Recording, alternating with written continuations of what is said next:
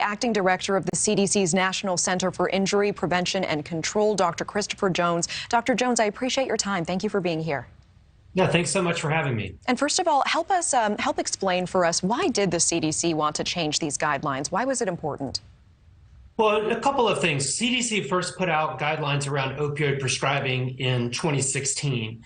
And at that time, we indicated that we would update the guidelines when new scientific information became available.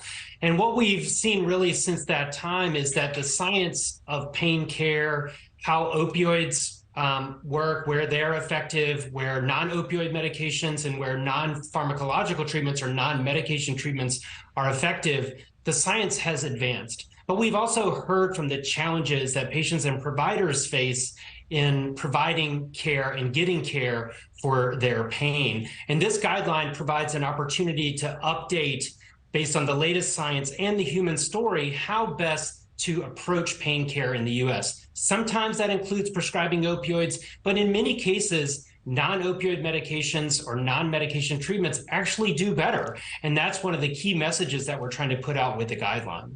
I completely understand what you're saying, and we have certainly read the CDC is hoping to, quote, ensure that patients get compassionate and safe pain care. You just heard our analyst saying, you know, it is perhaps problematic optically of being too cozy with the pharmaceutical industry. How would you respond to that? Well, certainly the pharmaceutical industry had no input on the development of the guidelines. This was done through an open and transparent process where CDC experts engaged with outside scientific experts, as well as other agencies within the Department of Health and Human Services who are experts in pain care as well as addiction. We also put the guidelines out for public comment and heard comments from over 5,500 patients, professional organizations, practitioners who are providing pain care every day, people who are dealing with the addiction crisis in the country. But there was no influence from the drug industry for how these guidelines were developed. They're based on the latest science as well as the human story about pain and pain care. Appreciate that. The big question I have to ask you, is the CDC worried about these guidelines softening, leading to opioids continuing to being overprescribed?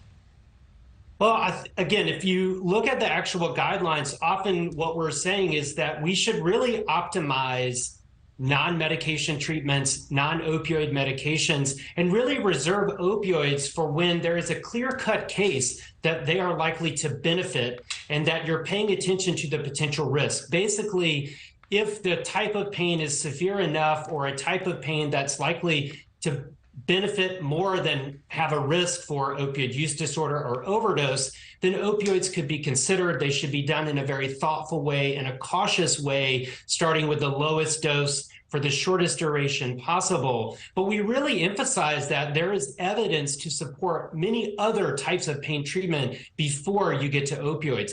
But we did learn from the 2016 guideline experience that when we put out recommendations, we need to be very clear that it's not one size fits all. Pain comes in many different ways, and we want to make sure that patients and clinicians have the flexibility to use opioids if they're needed. But an ultimate goal here is to improve pain, quality, function, as well as reducing the potential harms like opioid misuse, use disorder, and overdose. Yeah, and certainly no neighborhood in our country is untouched by fentanyl at this point. And we were just, speaking with a mother earlier today who lost her son to a fentanyl overdose.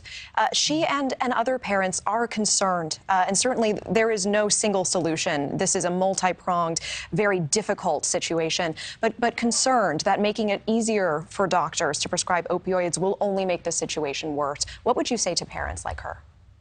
Well, certainly I would want to say I'm sorry for the loss and the loss of many parents for young people who've died, and really across the lifespan, hundreds of thousands of people who've died from an overdose in the last decade.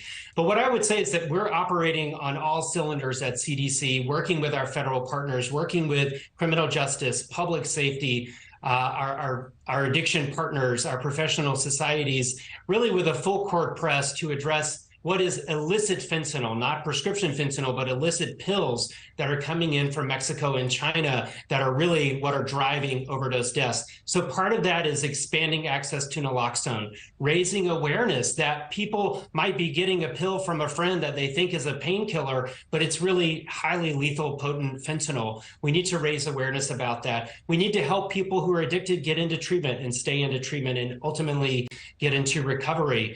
Thank you for watching. Go to newsnationnow.com to find News Nation on your television provider. And don't forget to click the red subscribe button below to get more of News Nation's fact-driven, unbiased coverage.